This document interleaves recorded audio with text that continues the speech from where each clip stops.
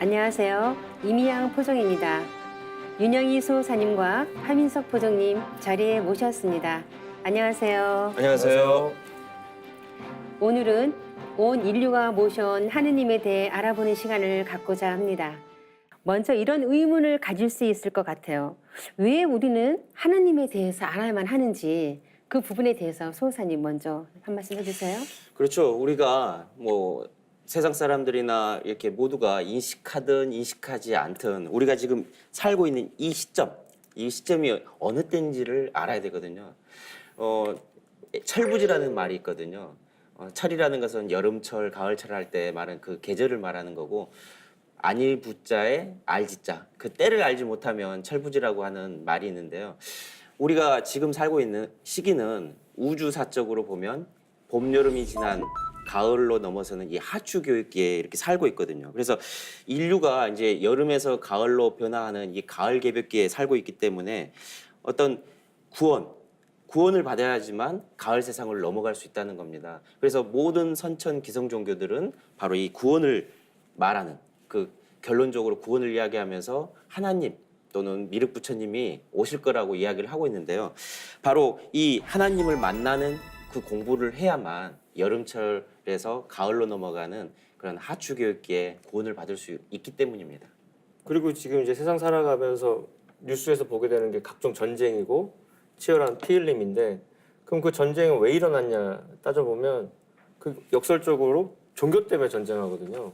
각자의 믿음 때문에 아주 정말 목숨 걸고 싸우게 되는 거고 테러가 일어나고 하는데, 근데 그런 세상이 그럼 이제 총성이 먹고 평화로워지려면 각 종교의 신관이 이제 통합이 돼야 된다는 거죠. 그리고 사실 말씀하신 대로 하나님을 아는 공부가 사실 알고 보면은 궁극의 공부일 거고, 그래서 우리 인간이 결국 본성을 파고들면 신성이 있고 그 신성의 중심에 하나님이 계신데 하나님을 알면 알수록 우리도 더 완성되어 갈 수 있기 때문에 하나님 아는 공부는 필수가 아닐까 생각을 하게 됩니다. 그러니까 이제 두 분 말씀 중에 보면 모든 그 종교에서 모시는 절대자 하느님이 본래는 한 분인데 자기들이 모시는 하느님이 다 이제 뭐랄까 그 진짜 하느님이라고 하는 그런 부분에서 갈등이 생기면서 이것이 종교로까지 이제 이렇게 번지는 것 같습니다. 그 호칭만 다르지만 절대자 한 분은 꼭 절대자는 한 분이시죠. 그래서 이게 우리가 하나님이다, 한 분이니까 하나님인데 만약에 진짜 두 분, 세 분이면은 우리 멘붕인 거죠, 사실. 이게 만약에 각 종교에서 말하는 하나님 서로 다른 분이면은 인류한테 희망이 없다 이렇게 얘기를 합니다. 그러면 병원에 환자들이 아무나 다 와야 되는데, 야, 우리는 머리 노랗고 눈 파랗고 이런 사람만 치료해. 응? 우리는 검은 머리에 일본인만 치료해. 이럴 수가 없잖아요. 그냥 오는 대로 다 치료해야 되는 것처럼, 그러니까 한 분인 그 하나님의 모든 민족을 다 통화를 하는 건데 그게 지금 잘못돼 있는 거고요. 그러니까 진리가 하나고 하나님은 한 분이라고 하는 그 통찰이 필요한 거죠. 그러니까 신앙 의식이라고 하는 게 언어의 벽을 넘지 못하게 되는 겁니다. 그래서 결국은 한 분인데 그것도 언어권에서 부르는 호칭이 다 다르기 때문에 이제 그런 일이 생기는 건데요.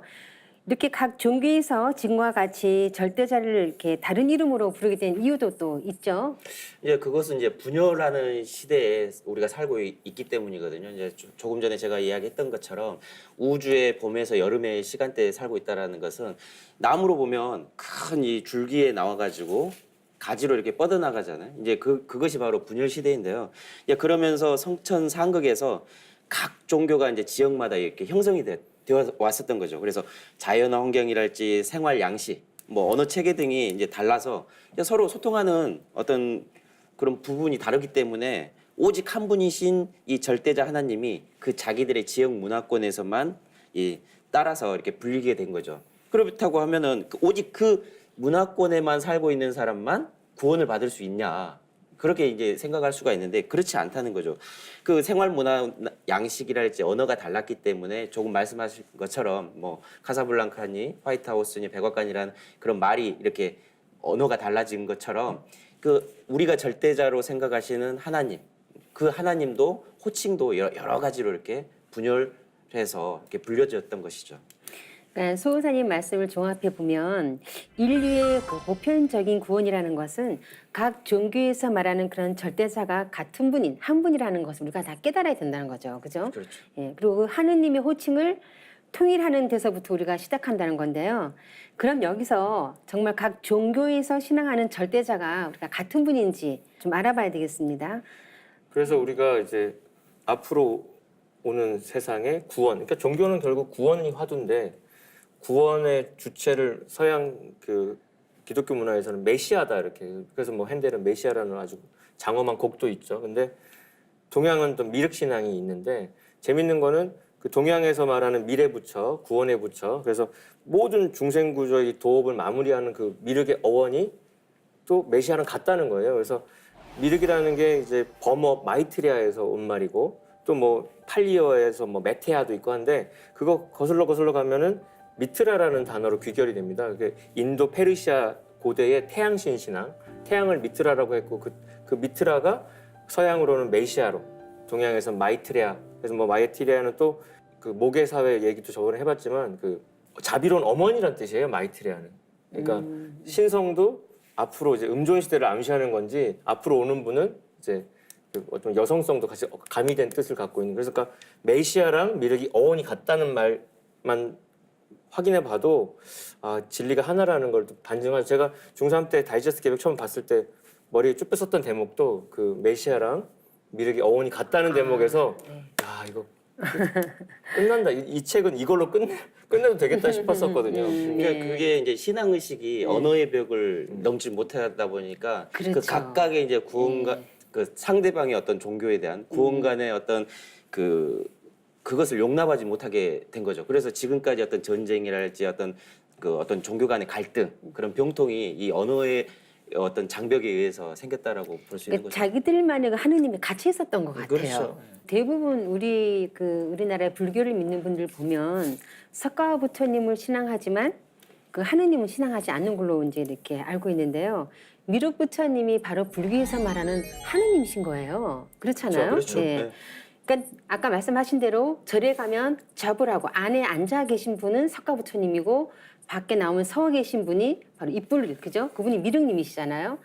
불교 경전에 보면 미륵불이 우주의 주제자 하나님이라는 이제 미륵불이라는 그런 증거를 하는 기록이 있죠, 소사님. 미륵 상생경에를 보면은요, 미륵 부처님의 뭐 권능과 위격에 대해서 석가 부처의 어떤 설법이 잘 나와 있는데요. 그 내용을 좀 보면은요, 이곳의 이름은 도솔타천이다. 이 하늘의 주님은 미륵이라 부르니 내가 마땅히 귀할지니라 이렇게 나와 있습니다.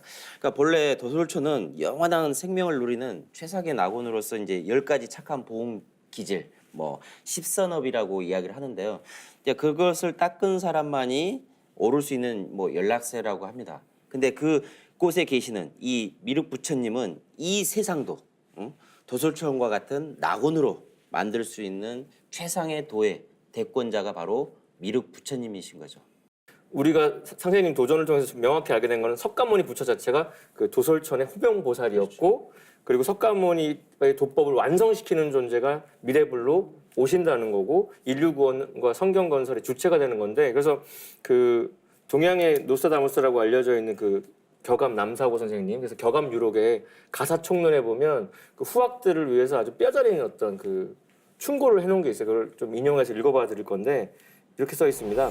산에 들어가서 수도하는 승려들이여 미륵 세존을 고대하라. 석가의 운수는 이미 가고 다시 오지 않으니 3000년의 운수로 자신의 도가 끝나고 말세를 당하여 미륵불이 하강할 것을 석가가 예언하였도다. 석가모니 부처님의 메시지의 핵심을 말하고 이어서 마지막 멘트가 이겁니다. 미륵불이 출현건만 유불선이 부패하여 아는 군자 그 누군가. 지금 곱씹어 봐도 너무 통렬한 이야기를 16세기 500여 년 전에 그 선각자께서 하셨다는 얘기고요. 그러니까 거기서 이제 요지는 뭐냐면 남사구 선생님은 미륵부처를 종불이다. 마루종 때 들어가면 그건 이제 최고의 킹왕짱이거든요. 그래서 모든 부처 가운데 가장 으뜸가는 부처로서의 그 미륵부처를 인식하고 있었다는 거고요. 그래서 그 미륵부처는 여름철 말에 서방에서 이렇게 가을철 문화를 가지고 오시는 분이기 때문에 그 천지에 대불이면서 개벽불이라고 표현되고 있고 그래서 모든 어떤 묵은 거를 혁신하기 때문에 적폐를 청산하는 존재이기 때문에 혁신불이라고 이렇게 알려져 있습니다. 그거를 근데 지금 모르고 있다 이거죠. 많이 이렇게 왜곡되고 그런 부분이 없지 않아 있는 것 같습니다. 그러니까 미륵불이 도솔천의 천주님이시고 부처의 으뜸인 종불이시다. 이것이 이제 미륵 부처님에 대한 신원을 지금 말씀해 주신 거잖아요. 아마 가장 정확한 설명이 아닐까 싶은데요. 그런데 앞에서 메시아와 미륵의 어원이 같다고 하셨잖아요, 부성님. 그럼 미륵불을 도솔천의 천주라고 하는 것과 천주교에서 하느님을 천주라고 부르는 것도 결국 같다고 볼 수 있는 건가요? 그렇죠. 유래는 다르지만 뭐 같다고 볼 수도 있습니다. 그것을 밝혀주신 분이 우리가 알고 있는 카톨릭의 마테오 리치 신부이시죠. 한자 말 중국명으로는 이마두 대성사입니다. 이마두 대성사에 대해서 좀 알아보면은요, 이탈리아 마체라티 시에서 이렇게 태어나셔가지고 중국에 이제 카톨릭을 전파하기 위해서 뭐 오셔가지고 한 30년 동안 이렇게 고군분투하시면서 출간한 책이 바로 천주실이라는 책입니다. 그 책을 통해서 보면은 서양에서 믿던 절대자 하나님이 동양에서는 바로 천주님이다. 그 가드와 천주님이 같은 신분이라고 이렇게 이야기를 하고 있습니다.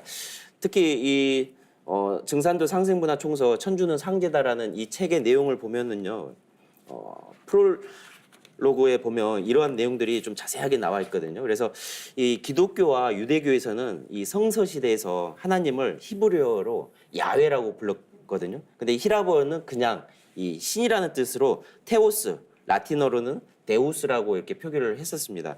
그래서 16세기 중반에 이제 중국에 와서 기독교를 전파한 이 이마두 대성사가 바로 데우스를 한자로 천주로 옮기게 된 겁니다. 그래서 리치는 이제 고대 중국인들의 그 순박하게 그저 그냥 하늘천이라는 한 신을 숭배했다고 이렇게 했는데요. 이 천의 인격신의 의미를 더욱 확실하게 강조하기 위해서 주자를 합쳐서 이제 천주라고 했다고 하는 것이죠. 근데 리치는 이 천주님을 이 하늘과 땅, 인간계를 두루 이렇게 통치하시는 절대자 하나님으로서의 그 가드를 이 천주로 이렇게 말씀하신 겁니다. 수호사님 말씀 들으니까 그 서양의 천주님에 대한 그 어떤 생각이라든지 천주님에 대한 인식이 마테오 리치 대성사를 통해서 이렇게 동양으로 넘어와서 이렇게 천주는 상제라는 그걸 밝히면서 천주시를 통해서 밝히면서 아 천주는 어떤 그 야훼 여호와가 아니라 보편적인 하느님이라는 것을 이제 인식시켜준 계기가 된 것 같아요. 그래서 이제 기독교에서 바라보는 하나님과를 조금 더 이제 들어가 보려면 기독교 문명의 근원이 되는 수메르 문명을 만나지 않을 수 없는데 수메르 문명에서 언급한 신관을 보면 다신입니다. 그래서 서양 시온 문명의 수메르 문명 도시국가 중에 우르가 있었고요. 그 우르에서 이스라엘 땅으로 옮겨온 존재가 아브라함이거든요. 그러니까 그 아브라함이 가져온 신앙 문화는 다신 문화였는데 이제 뭐 여러 가지 역사 과정 속에서 다신이었던 게 태길 신관으로 바뀌고요. 그러니까 여러 신들 중에 가장 좀 능력 있는 신이 하나 계신다해서 이제 좀 더 강력한 어떤 왕권과 접목되면서 이제 유일 신관으로 좀 변질이 됐는데 어쨌든 고대 유대인들이 믿었던 거는 인간의 모습을 한 다신이었어요. 그래서 사실 그 구약과 신약을 쭉 훑으면서 어릴 때도 읽다 보면 이제 마지막 요한계시록인데 요한계시록에서 제일 무서운 구절이 있습니다. 이제 그 구절 한번 읽어볼 건데요. 그 20장 11절에 보면 이렇게 써 있습니다. 내가 큰 보좌와 그 위에 앉으신을 보니 그의 면전에서 땅과 하늘이 사라졌고 그들의 설 자리도 보이지 않더라. 그래서 이게 성서에서 가장 무서운 구절이라고 얘기가 되고 있습니다. 그러니까 하얀 보좌, 그러니까 가을을 상징하는 백색 보좌에 계신 인격으로 존재하시는 상제님께서 인간과 이런 역사를 총체적으로 심판하시는 거고요. 그 과정에서 풀 셀베이션, 완전한 구원을 이루시는 과정인데 거기서 무서운 게 뭐냐면 또 언급되는 게 내가 죽은 자들을 보니 작은 자나 큰 자가 하나님 앞에 서 있는데 책들이 펴져 있고 또 다른 책도 펴져 있는데 그것은 생명의 책이라. 죽은 자들은 자기들의 행위에 따라 그 책들에 기록된 대로 심판을 받더라. 누구든지 생명책에 기록되지 않는 자는 불못에 던져지더라. 그러니까 가을의 하나님은 백보자 서신 하나님으로서 천지의 그 질서를 완전히 뒤바꾸고 심판을 하시는 분이라는 것이 이제 기독교의 최종 결론이고요. 그 어떤 인식의 그 근저에 이제 동양의 신관과 그 서양의 신관의 어떤 만남이 있었던 거고 그 역할을 이제 마테로 신부님이 하셨다 볼 수 있죠. 그 불교에서 신앙하는 아까 말씀하신 것처럼 불교에서 신앙하는 미륵불과 천주교에서 신앙하는 천주가 그 유래는 다를지라도 결국은 같은 한 분 하느님이라는 것을 알 수가 있는데요. 근데 마테오 리치 신부님이 저술한 그 천주 시리에는 하느님에 대한 또 다른 단서를 발견할 수가 있는데요.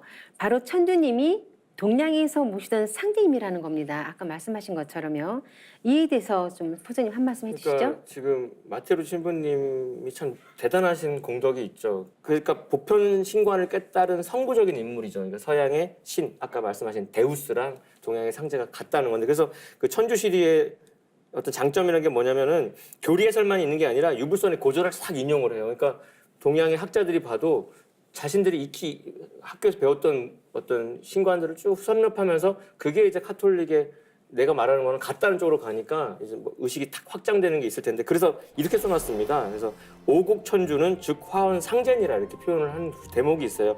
내 나라에서 천주님이라 불리는 분은 중국에서 상제라 불리는 분이시다 이렇게 등호 진리의 수학을 딱 완성을 하고 이어서 역관 고서하야 이지 상제여 천주 특이 이명야라 해서 수많은 중국 고전을 검토해본 결과 상제님과 하나님 아버지신 천주님은 이름만 다른 거였다. 그러니까 이 두 문장은 어마어마한 그 깨달음이 깃들어 있는 겁니다. 그래서 이분은 그러니까 동서문화의 본질이 하나고, 그래서 동양의 제사 문화와 유교 문화의 장점을 적극 받아들여 가지고 뭘 했다? 상제 문화를 가톨릭 하나님 신앙과 접목하려고 노력을 한 거죠. 그러니까 지금까지 그 말씀을 정리해 보면 각 종교에서 모시는 그 절대자는 호칭만 다르지 같은 한 분이라는 거잖아요, 그죠? 네, 그 도솔천의 천주이신 미륵불이 카톨릭에서 신앙하는 천주님이자 동양에서 신앙해온 우리 상대님으로 이렇게 인류 구원의 메시아라는 말씀을 해주신 것입니다. 하느님에 대해서 아주 명쾌하게 정리가 된 것 같은데요. 종교 통일의 관건은 어디 있다고 보시나요? 그러니까 결국 그 공자님도 자신이 이제 뭔가 대권을 잡으면 나라를 다스릴 수 있는 권한이 주어지면 정명부터 바로 하겠다고 했잖아요. 그러니까 호칭을 바로 잡는 게 이 통일의 관건이다. 그래서 그 이에 대해서 그 원 통일의 그 중심에 계신 하나님께서 인간을 오셔가지고 명쾌하게 밝혀주신 말씀이 있어요. 그 성구 한번 읽어보겠습니다. 자, 예수를 믿는 사람은 예수의 재림을 기다리고, 불교도는 미륵의 출세를 기다리고, 동학신도는 최순의 갱생을 기다리나니 누구든지 한 사람만 오면 각기 저의 스승이라 하여 따르리라.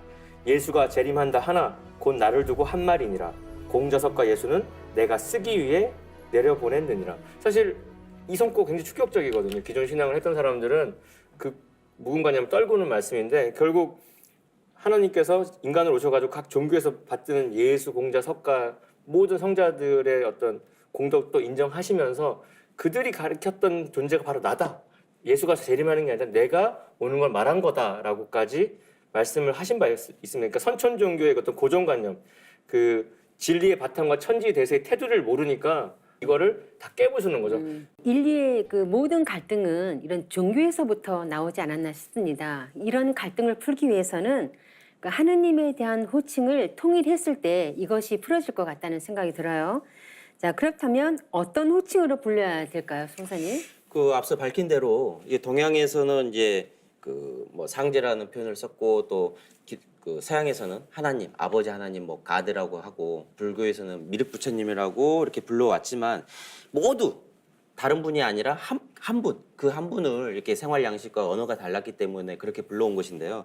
증산도 도전을 보면 당신님의 그 신원, 호칭을 옥황상제라고 이렇게 밝히셨습니다. 그래서 상제님이라는 그 말은 천상에서 온 우주를 다스리는 하나님으로서 상제님이신데, 그 상자라는 것은 천상의 어떤 지존 무상의 뜻을 하고, 제자라는 것은 우리가 알고 있기는 뭐 황제할 때 그 제로 알고 있지만 그 제의 뜻은 원래 하나님 제자거든요. 그래서 이 하나님 제자를 합쳐서 상제님이신 겁니다. 상제님이라고 불러야 올바른 호칭이 그렇죠. 되겠네요. 네. 근데 이제 우리가 기존 신앙에서는 이제 하느님이다, 하나님이다가 좀 정서적으로 좀 더 와닿는 것처럼 알고 그렇죠. 있지만, 말씀하신 바대로 상제라는 용어가 공식 호칭이니까 그거는 마치 대통령을 대통령이라 불러야지 뭐 나라님이라고 하는 거는 뭐 구수할 수는 있어도 공식적인 자리에 쓸 수는 없는 거고. 우리 증산도 도전 1편에 보면 상제님이 어떤 분이신가 하는 것을 알 수 있는 상고가 있는데요.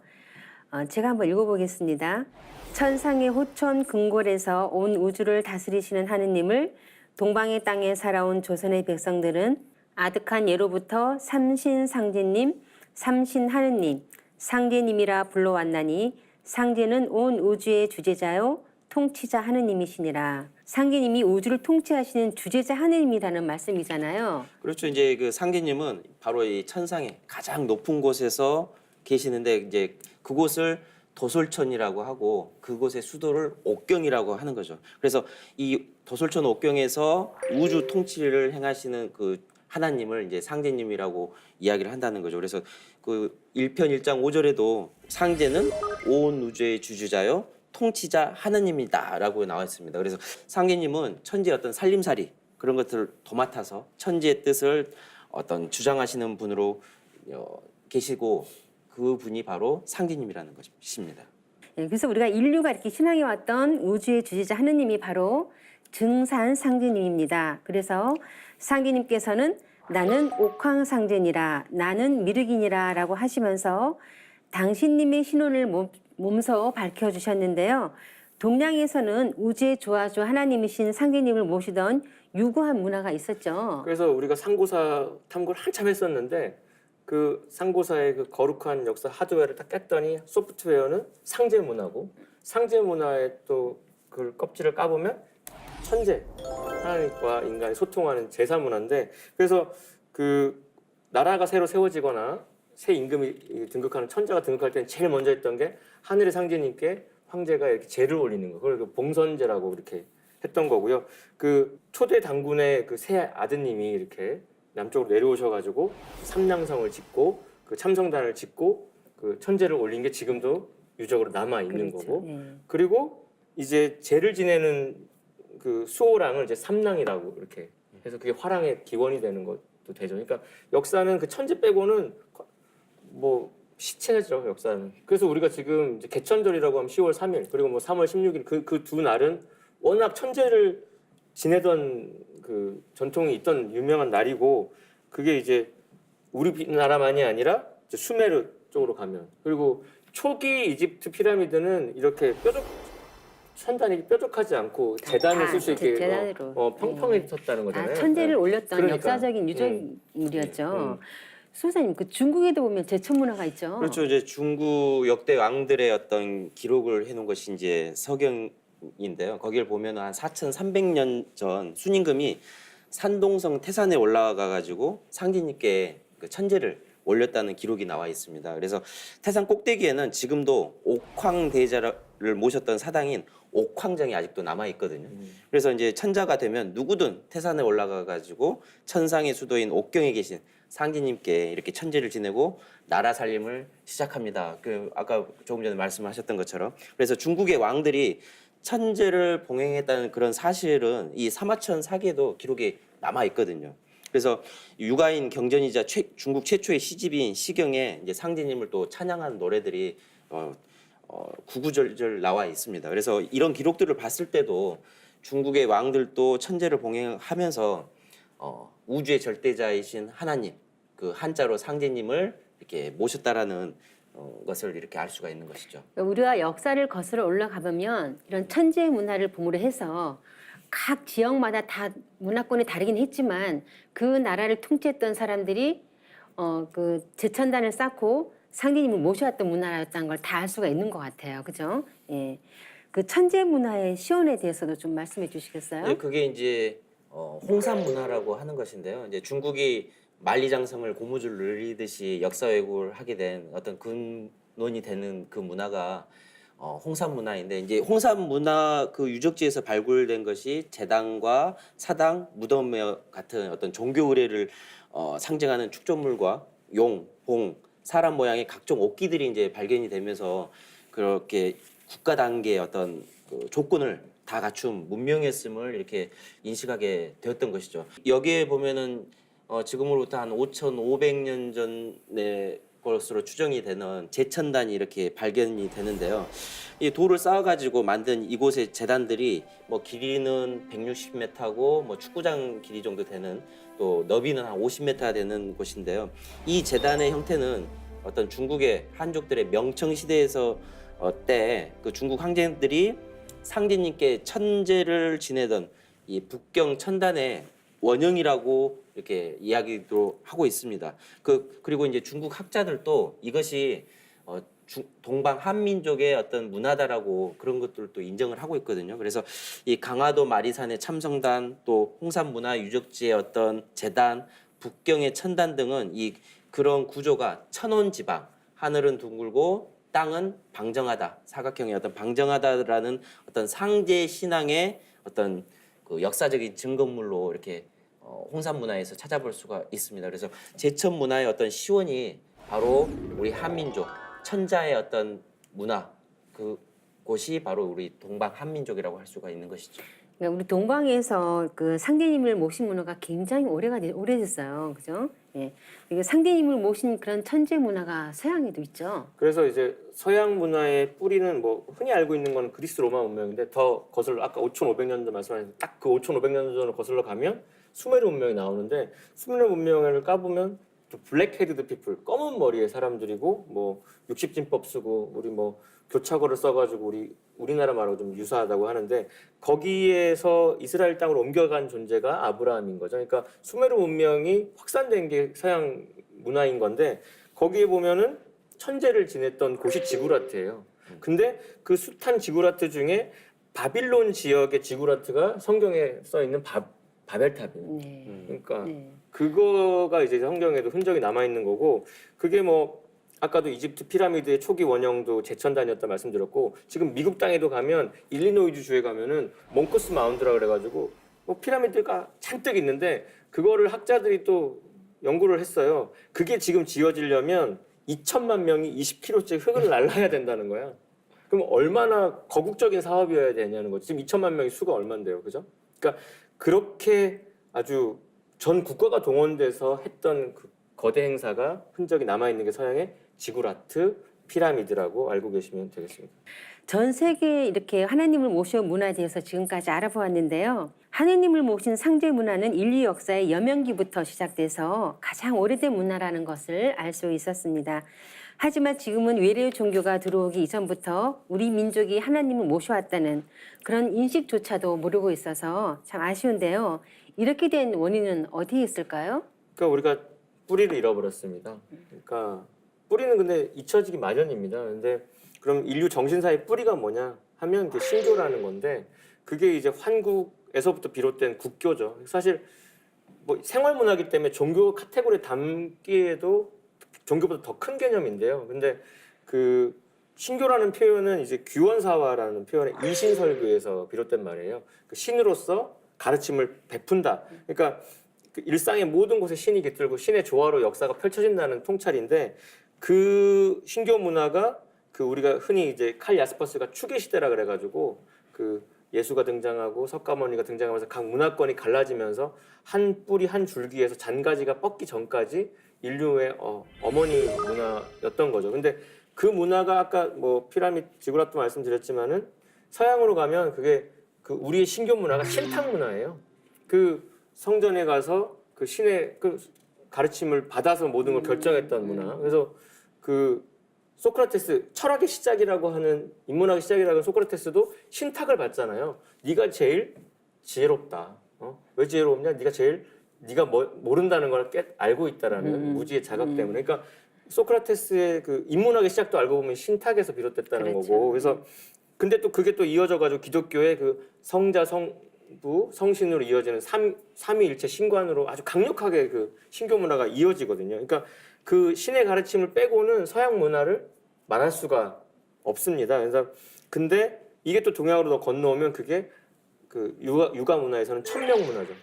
하나님의 명을 구현하는 삶을 사는 게 가장 위대한 삶이라고 하는. 그래서 동서의 그 신교 문화의 원형은 그 너가 왜 태어났는지 이 세상에서 뭐를 하고 살아가야 되는지 자각하게 만드는 그 신의 가르침을 받고 여생을 충만되게 채우라는 메시지였던 겁니다. 그게 동서고금의 종교의 근간이었는데 지금은 그 뿌리에서 너무 많이 멀어져 가지고 본질을 모르고 있다. 근데 그걸 다시 증산사님께서 강세하시면서 그 뿌리 문화를 구현해 주셔서 비로소 우리가 다시 그 담론 속에 들어와 있게 된 거죠.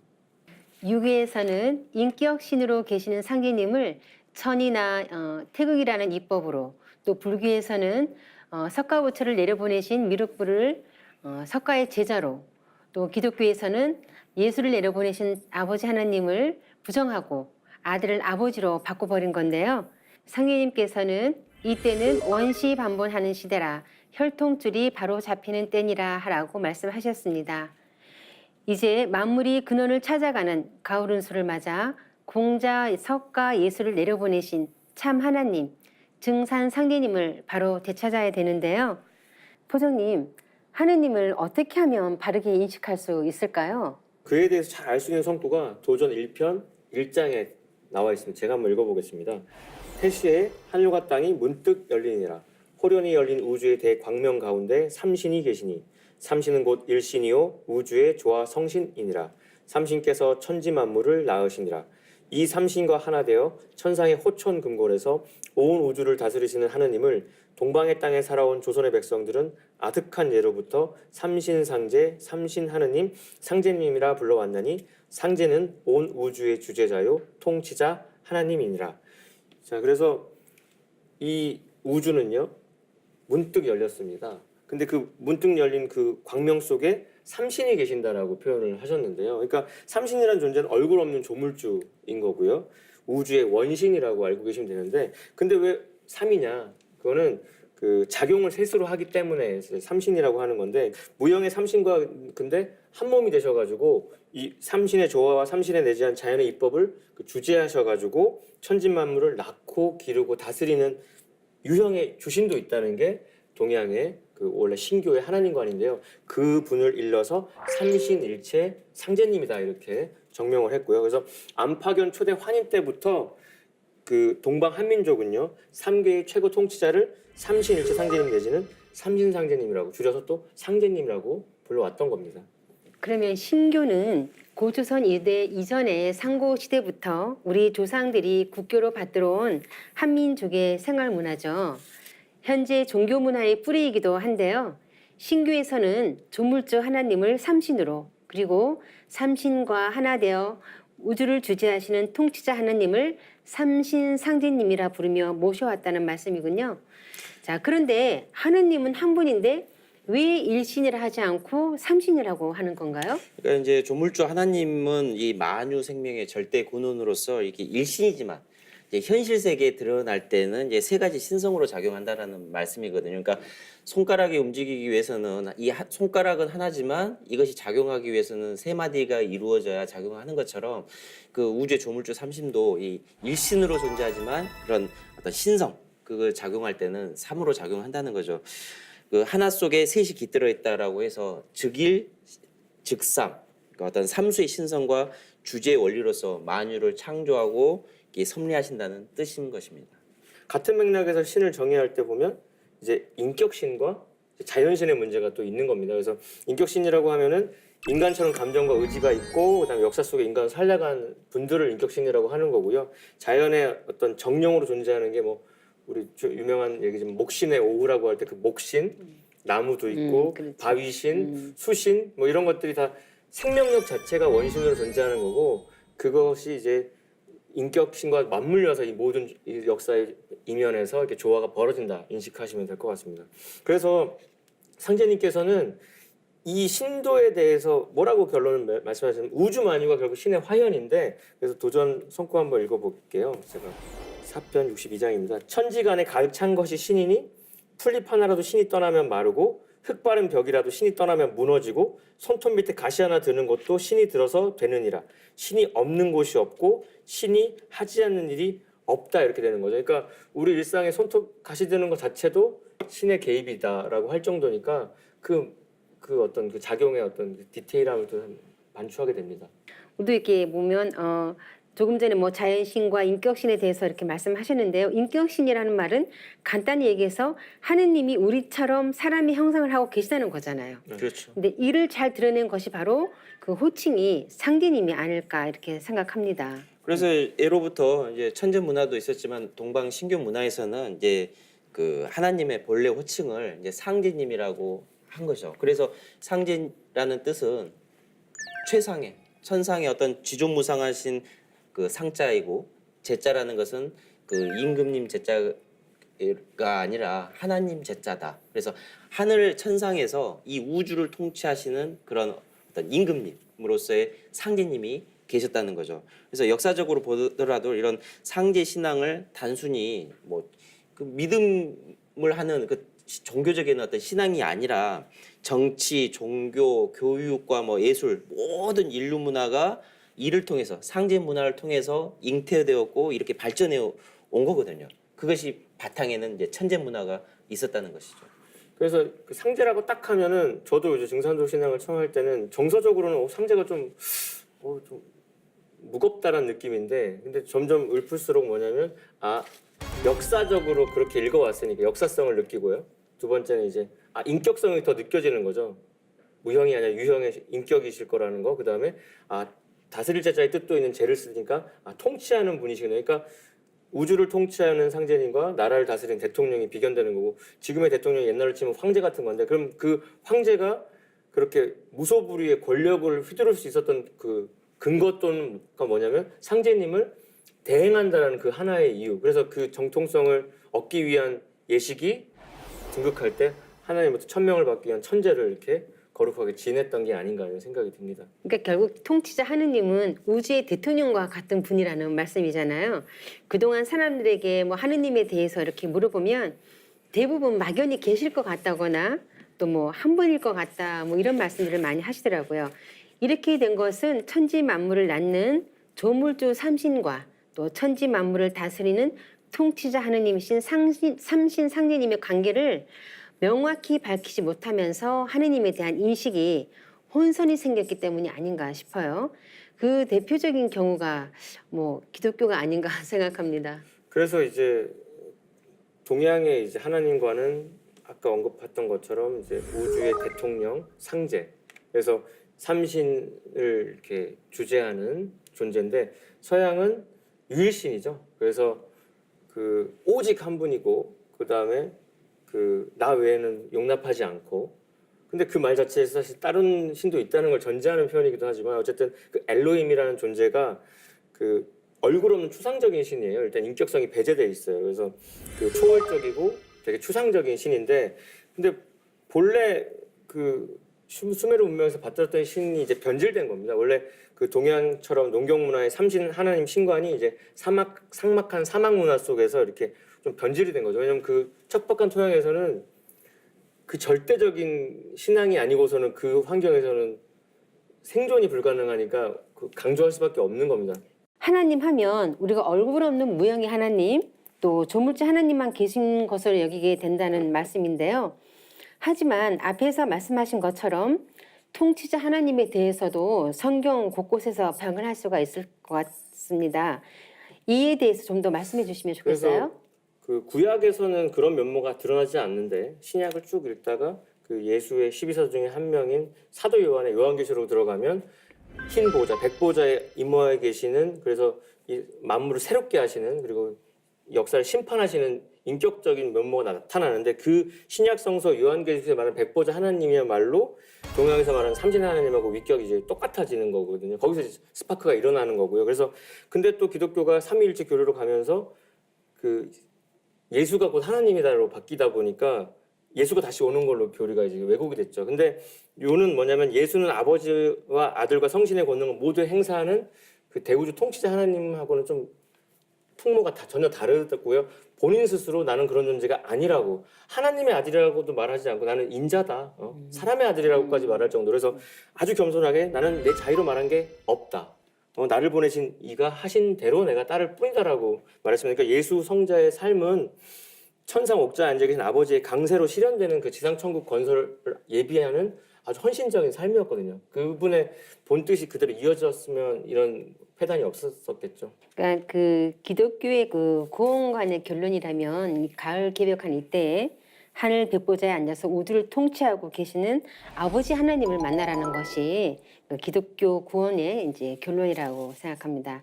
지금 알아본 것처럼 많이 퇴색되긴 했지만 그 하느님을 조물주와 통치자 하나님으로 동시에 인식하는 것은 동서양의 어떤 공통적인 현상이었다고 할 수 있을 것 같은데요.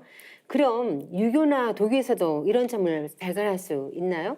뭐 지난 시간에도 이제 유교에 대해서도 알아봤기 때문에 뭐 간략하게 설명을 드리면 그 공자 이전에 원시 유교에서는 이 섬기는 하늘은 인간과 만물에서 어떤 직접 천명을 내리는 인격적인 하늘, 상계천으로서 이제 존재를 하면서 또 만물을 또 주재하는 주재천, 인격천이었었는데 그 뭐 상계님은 뭐 온 우주를 다스리고 천명을 내리고 하는 인간과 신들의 어떤 상보를 주관하셨던 분인 거거든요. 근데 이제 공자에 의해서 그 인격적인 그런 상계천에서 자연천으로 이렇게 돼버린 것이죠. 이제 그런 것들이 유교의 어떤 폐단으로 이어져 내려온 것입니다. 그래서 뭐 태극이 근원이라고 되니까 너무 입법적으로 흘러가게 되고 그다음에 도교의 도덕경 같은 거 보면 도가도 비상도 명가명 비상명 하면서 뭐 무명 천지지 이름 없는 게 천지의 시작이고 유명 만물지물 이름이 붙여지면서 만물이 어머니가 시작됐다라고 하는데 결국 도교에서는 뿌리를 이제 도라고 이제 모호하게 이렇게 하게 됐죠. 그래서 조물주 하나님을 도라고 명명하게 됐는데 그러나 유교나 도교에서는 원래 뭐라고 했냐면 옥황대제, 옥황상제라고 분명히 인격성을 밝히면서 신앙을 해왔다는 걸 다시 우리가 참 상기해야 된다 그겁니다. 그 천이나 이렇게 뭐 도라고 하면 삼신과는 달리 그 조물주란 생각이 전혀 들지 않아요. 그러니까 아마 이렇게 되면서 하느님에 대한 인식이 약해지고 또 심지어 통치자 하느님에 대한 그런 부정하기까지 이르게 된 것이 아닌가 합니다. 하지만 그 하느님을 바르게 인식하는 것은 가을 개벽을 하는 이 시점에서 구원과 직결되는 문제이기 때문에 더욱 중요한데요. 지금까지 살펴본 것을 토대로 본다면 성자와 철인들이 가을 개벽기에 인류를 구원하기 위해 이 땅에 강세하신다고 외쳤던 하느님은 인간의 모습을 한 통치자 하느님이라고 할 수 있겠어요. 그래서 이제 예수님이 말씀하신 걸 다시 한번 되짚어 보면은 이렇게 그 요한계시록도 뒤집어 보면 나는 알파요 오메가라 이제도 있고 전에도 있었고 장차 올 자요 전능한 자라. 그러니까 성서의 결론에 해당하는 요한계시록에서 사도 요한이 직접 육성으로 들은 하나님의 목소리는 시작과 끝 과거에도 있었고 지금도 있고 앞으로 나는 내가 직접 간다라고 이렇게 표방을 했던 하나님이고요. 그 하나님을 기다리면서 이렇게 본방을 기다리면서 예고편을 이제 찍었던 게 기독교 신앙입니다. 그래서 기독교가 결국 말하고자 하는 결론은 뭐냐면 예수 가르침의 핵심은 더 킹덤 오브 갓이라고 그 서양의 불트만이라는 신학자가 얘기한 바 있습니다.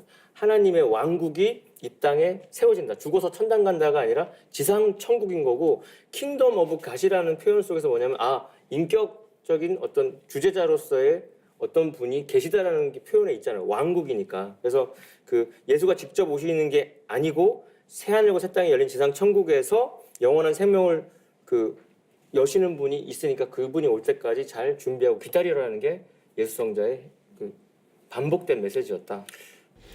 두 분 말씀을 종합해 보면 하느님이 보내신 그 성자들이 아버지 하나님이자 미륵님이신 그 상대님의 강세를 알렸는데요. 그 외에도 하나님의 그 지상 강세를 알린 분들이 많이 있죠. 그래서 이제 도교 쪽으로 넘어가면은 사실 불가의 8만 대장경보다 더 많은 분량의 도장경, 거기 보면 도통한 사람들이 천상신계를 다 소상히 보고서 사실 그러니까 기행문 같이 진짜 여행한 사람이 쓴 책처럼 써놨어요. 그러니까 하늘과 땅 사이 36천이 있다. 그리고 중심에 36궁이 있고 각 궁마다 주제자가 있는데 그 가운데 가장 높은 하늘이 대라천이다. 그 최고 주제자는 무국지존이라고도 한다. 뭐 이렇게 표현이 막 돼 있어요. 근데 그 대라천의 수도가 옥경이다. 거기에 최고 신이 옥황상제다라고 이렇게 명명을 하니까 이게 무슨 상상이 아니고 직접 그 하늘을 방문을 해가지고 수도까지 가가지고 그 모든 걸 소상히 썼는데 그런 도가의 어떤 깨달음의 궁극자리를 깨친 사람이 명나라 때 이제 주장춘이라는 분이 있어요. 그분은 풍수에 완전 통달하셔가지고 그 산의 지기로 이제 성자들의 출현과 앞으로 그 성부 하나님의 강세까지 언급을 하신 게 이게 주장춘 결이라는 게 있죠. 네. 저도 이거 처음 접했을 때 너무 소름이 끼쳤는데 산의 조정에 이제 수미산이 있고 그게 이제 맥이 동쪽으로 뻗고 서쪽으로 뻗어서 그게 불교의 석가모니와 뭐 유가의 그 공자를 낳는데 제 3지맥이 이제 가장 우리가 익숙한 지명으로 가죠. 그래서 곤륜산 제3지맥이 이부 동해에서 생백두산하고 백두산이 생금강산하여 기맥 12,000봉 하니 고로 생증산하여 천지문호 무악산 하 도추로 오야라 고로 12,000 도통야라. 그러니까 이분은 이미 이제 자기가 태어나기 전에 이제 성자들이 온 맥을 설명한 연후에 아직 자기 당대에는 볼 수 없는 앞으로 오실 분이 어떤 직위를 타고 어떤 전호로 그리고 오셔서 어떤 일을 하시는 것까지 밝혔는데 우리가 너무 익숙한 백두산과 금강산과 그 직위를 타고 증산이라는 존호로 하나님이 오셔서 금강산 12,000봉우리 기운으로 전 인류를 그 깨닫게 만드는 그 핵심 일꾼 12,000명을 둔다. 거기 보면 도추로 오야라고 해서 복구로자인데 선천에 미완성된 그러니까 불완전한 것들을 완전히 쪄서 익히는 뜻을 갖고 있죠. 그래서 그런 정도로까지 하나님의 어떤 강세를 밝힌 성자도 있다. 굉장히 주장춘 선생의 그 어떤 강세 소식은 굉장히 구체적인 것 같아요. 네, 그렇죠. 인류가 기다려온 하느님이 감방 땅인 우리나라에 오신 것뿐만이 아니라 또 그분의 존호가 증산이라는 것까지 소상히 밝혔는데요. 저도 이 내용을 접하고 정말 참 놀라움을 넘어서 큰 충격을 받았던 기억이 납니다. 그 오셨던 장소뿐만이 아니라 오신다는 것까지도 말씀하신 분도 계시죠? 그래서 저희가 이제 상제님들을 처음 접하게 되는 기본 입문서가 이제 이것이 개벽이다지 않습니까? 제가 이제 중학교 3학년 때 처음 소름 끼쳤던 게 미륵과 미트라의 어원이 같다는 대목하고 주장춘 결하고 이제 또 한 구절이 이제 설총결이에요. 그 설총결을 한번 읽어봐드리고 싶어요. 그래서 설총이 누굽니까? 온효대사의 온효대사 아들이죠. 그러니까 엄청난 그 분의 또 자제분인데 그분도 엄청나셔가지고 그분은 또 그 미륵부처가 어떻게 강세하는지 그러니까 두루뭉실한 게 아니라 언제 어떻게 오는지를 밝힌 바 있는데 이렇게 써놓으셨거든요. 한양 지운 과거제의 용화세존 말대래라. 그러니까 한양의 운수가 끝날 무렵에 용화세존이 말대에 오신다. 그래서 뭐 금강산에 새 기운이 서려 있다. 아까 그 주장충결하고 똑같은 맥락의 얘기가 있고 12,000 도통문야를 출세시켜 새 문명의 꽃이여 석이 넘치는 영봉의 그 운기가 새롭구나라고 이렇게 찬탄하는 시를 남기는 거 있고요. 또 구체적으로 또 성씨까지도 이제 힌트를 밝힌 바 있는데 이렇게 돼 있습니다. 근어 여성 성원여하니 천도고연 만고심이라 해서 인류의 성씨의 조상이 여자 성씨에 뿌리를 두고 있고 여자 성씨에 다시 새로운 시원이 이루어지니 이는 태초부터 우주정신으로 천도의 운수가 그렇게 이루어져 있다. 그러니까 생명을 낳는 건 여자니까 문명의 시작도 여자 성씨로 마무리 짓는 것도 여자 성씨로 된다는 거. 그래서 그 우리 상제님이 강시로 오시는 섭리도 힌트를 이렇게 살짝 흘리신 바 있죠. 참 신비롭지 않습니까? 참 언제 어느 때 오시는 것과 어떤 성씨로 오시는 것까지 다 밝혔다는 것이 참 신기한 것 같아요. 그렇죠. 이제 또 동학에서도 이렇게 전하고 있는데 이제 지금으로부터 160여 년 전에 이제 상제님의 부름을 받고 시온 문화의 역사를 고통받다니까 구한말 시대잖아요. 그때 동방의 한민족의 구원의 빛을 열어주신 분이 이제 계셨거든요. 그분이 바로 이 후천 다시개벽, 후천 세상이 열릴 것을 선언하신 동학교조 최수훈 대성사, 뭐 본명은 이제 최재우죠. 그 우주의 주제자 상제님께서 동북아 역사의 종주인 이 조선이 이제 구한말 때 패망의 어떤 그 과정에서 최수훈 대신사를 역사의 전면에 내세우면서 새 역사 세상 그 개벽을 선언하고 상제님의 강세를 이렇게 알리게 된 겁니다. 그래서 최수훈 대성사는 이제 장차 그 당신님이 미륵님 우리 상제님께서 이 강토에 강세하셔서 복음을 전할 것을 이제 가사체로 용단가에 이제 이렇게 전하고 있습니다. 어하 세상 사람들아 무국지온 닥칠 줄을 너희 어찌알까 보냐 무국대도 닦아내니 5만 년지 운수로다 이렇게 전하고 있는데요. 후천 5만 년의 천지대운이 무국의 운수, 그러니까 무국이라는 것은 이제 우주 원리적으로 상제님의 어떤 그 자리를 이제 입법적으로 무국이라고 하는 건데 그 상제님께서 지상에 내려오셔서 어떤 그 대도의 말씀, 무국대도를 펼쳐질 거라는 이 놀라운 소식을 최수훈 대성사로 하여금 이렇게 세상 사람들에게 선언하게끔 하신 거죠. 그래서 이제 조선 조정에서는 이 후청개벽과 시천주 그 어떤 복음을 세상에 전한 이 최소원 대성사를 혹세무민하는 죄목으로 이렇게 처형을 하게 됩니다. 그래서 4년간 1960년부터 64년까지 4년간 이 복음을 전한 대성사는 이제 혹세무민을 한다라고 해가지고 잡혀서 이제 대구 장구대에서 이렇게 대구 장대에서 처형당하게 되는데 그때 이제 죽기 전에 이런 말을 또 하죠.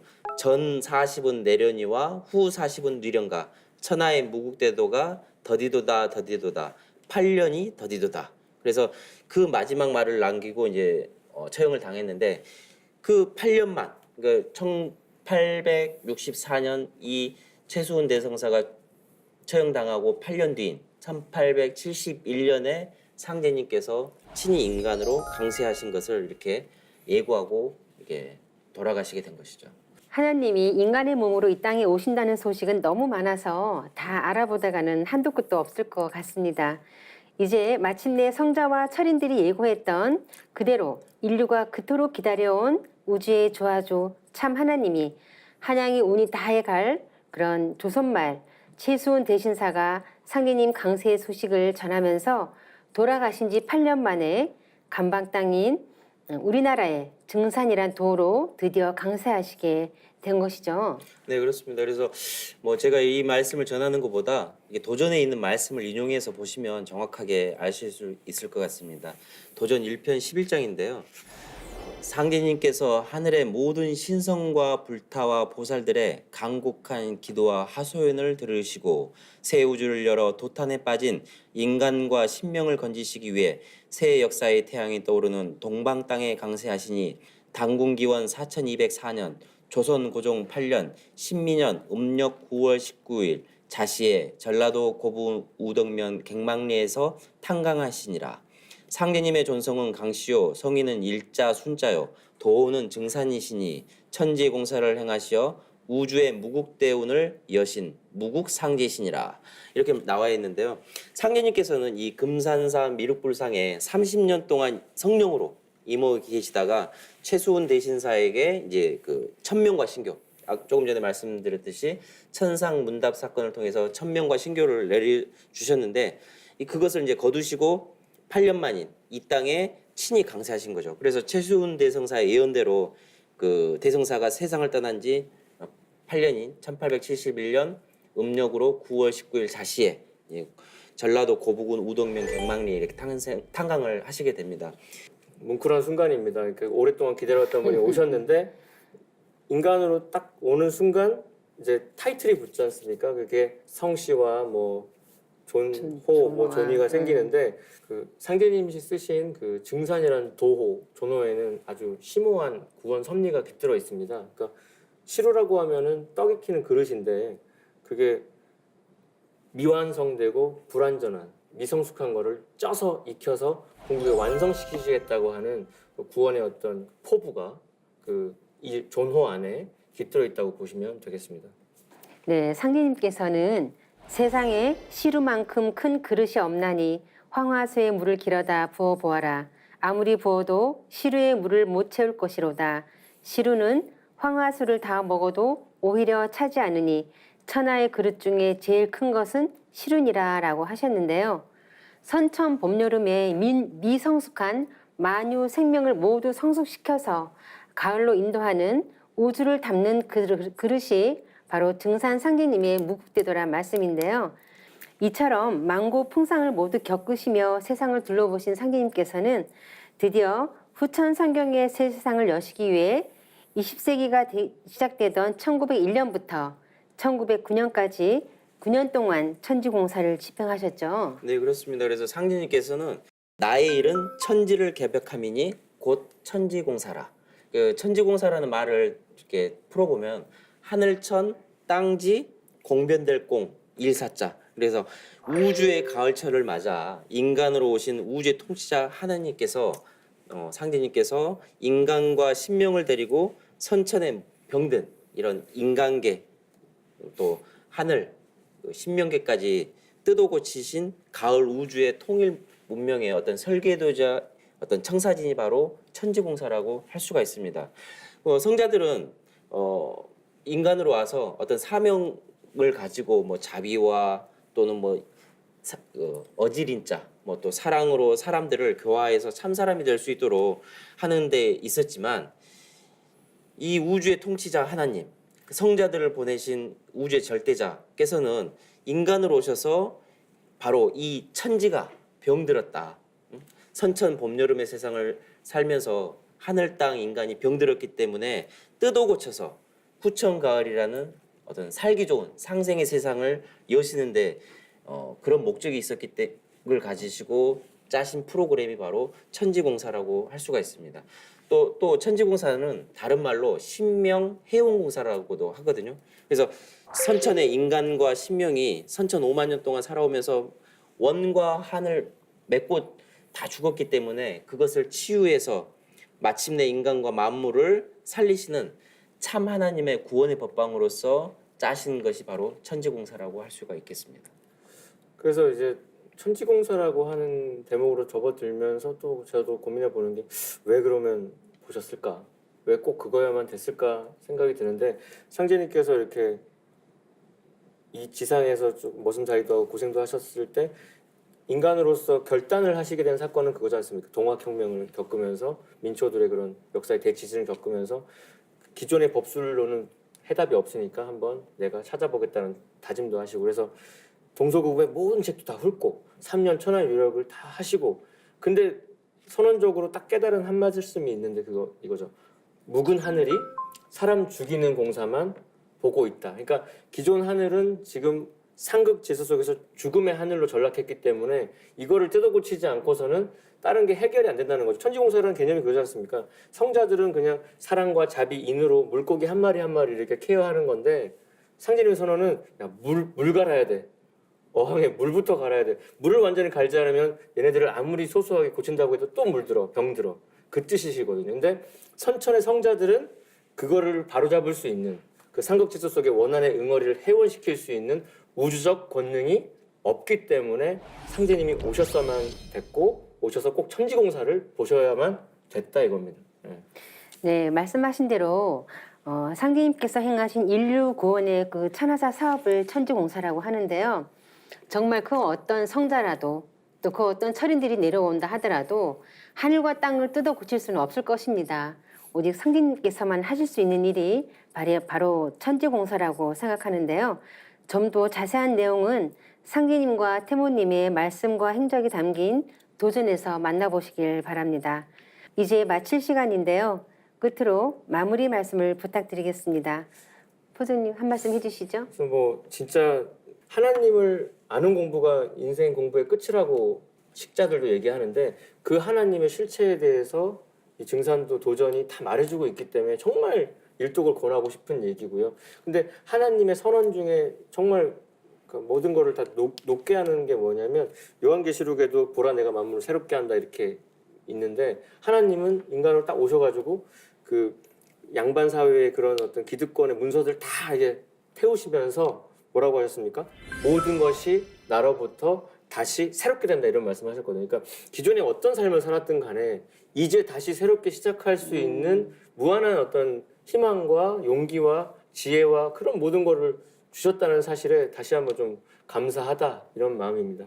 증산도를 원시반본의 도라고 하는데 그 뿌리가 되는 그 신교 문화, 상제 문화, 천재 문화를 그대로 계승한 열매 문화가 증산도이기 때문에 이 상제님께서 오신 이 무국대도 진리를 알므로써 내가 가을에 열매가 되느냐, 열매가 되지 않느냐라는 그런 중대한 그 기로에 서게 되는 것이죠. 그래서 상제님의 도를 깨쳐서 새하늘 새 땅, 가을 신천지의 어떤 새 인간이 되기 위해서는 어떤 인류에게 주어진 모든 그 인류의 삶을 영위하면서 도전을 꼭 읽고 인간으로 오신 상제님을 느끼셔야 된다고 말씀드리고 싶습니다.